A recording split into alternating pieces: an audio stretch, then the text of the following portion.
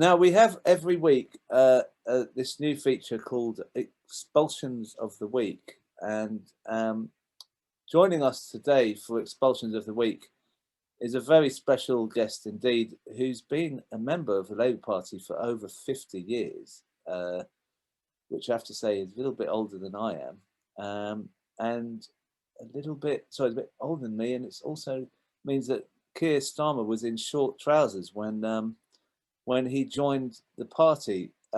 So, Graham Bash, you've been sent a letter or an email of auto-exclusion, which is effectively expulsion.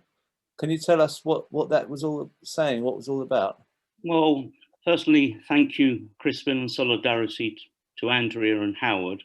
It's possible auto-exclusion because I signed a letter in January 2020, some 21 months before the organisers of that open letter, Labour Against the Witch Hunt, was prescribed. So it's contemptible. And we should treat it at one level with contempt. I've been a party member for almost 53 years, fought in every general election campaign, every local election campaign, fighting for a socialist Labour government. And I'm one of many, many comrades in the party, not all of 50 years, but many of 30, 40 years, who are being treated with this type of contempt. But we shouldn't lose sight of the fact that this is also sinister, because I think this is a threat to Labour as a mass membership party. So how do we respond? With defiance, as Howard said, above all, we've got to be visible. The days of the left keeping its head down are over, and we've got to avoid two errors, in my opinion.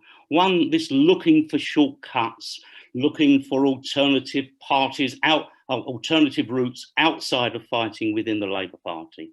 That's a dead end, certainly for the moment. But there's an equal problem, which is if we just treat this as business as usual. This is the establishment wing of the party going for broke.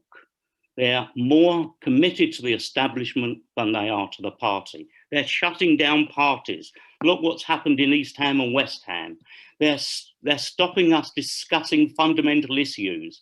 I'm now chair of the party because the previous chair was suspended because he allowed a motion from me challenging the attack on Jeremy Corbyn, his removal from the PLP. This is where it's got to. And I think that we are in a fundamental moment now. We have to fight back. I'm delighted about the September the 18th conference, but it's got to be a stepping stone, a platform for the left to do, the Labour left to do, what it hasn't done in its lifetime, which is to unite, fight together, connect, but not only connect with each other, connect with those struggles outside of the party, because the motor force of change will come from the trade union movement. It will come from Black Lives Matter. It will come from climate change protest. And our task is to try to give this a political expression and to bring that into the Labour Party and be defiant. I will not be silenced. If the cost of me remaining in the party is to be quiet and to refuse to go on programs like this, I will say no, because as Howard and Andrea so rightly said, the struggle for socialism is a permanent struggle, and the transient elements of these people like Starmer, who are actually hijacking the party and destroying the hope of all of those people, those hundreds of thousands who came into the party with hope, believing that for once Labour was a force for socialist transformation. It was a hope, a beacon of hope to people throughout the world fighting for justice. And we will not be silent. There is no way we can fight this just inside the Labour Party. We have to look outwards, bring the struggles into the party.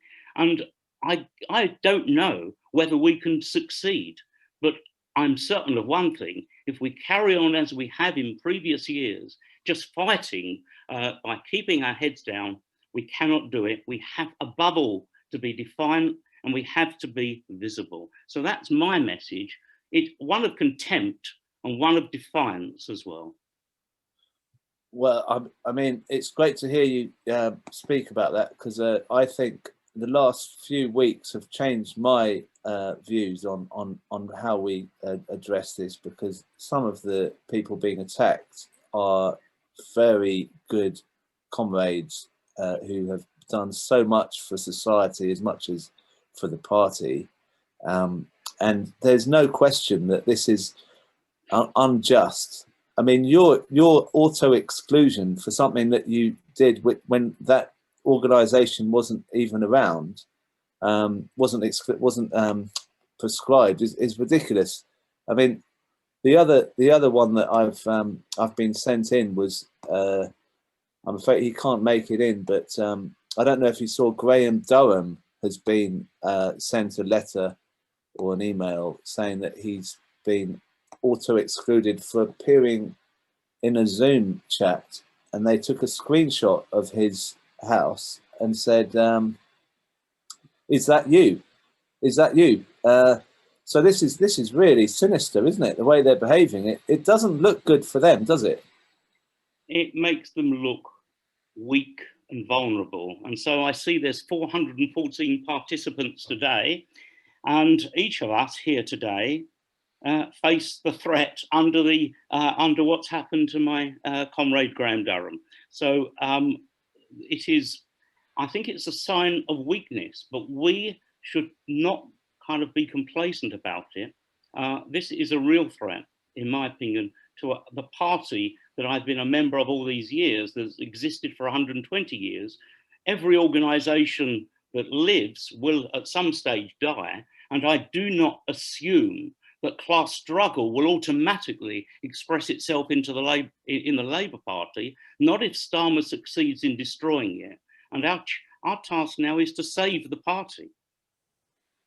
Yeah, and that's what they were saying, that, weren't they, with Jeremy Corbyn, save Labour or something. I mean, it's so obviously the other way round. I mean, Starmer's road is a road to extinction, and we must not allow it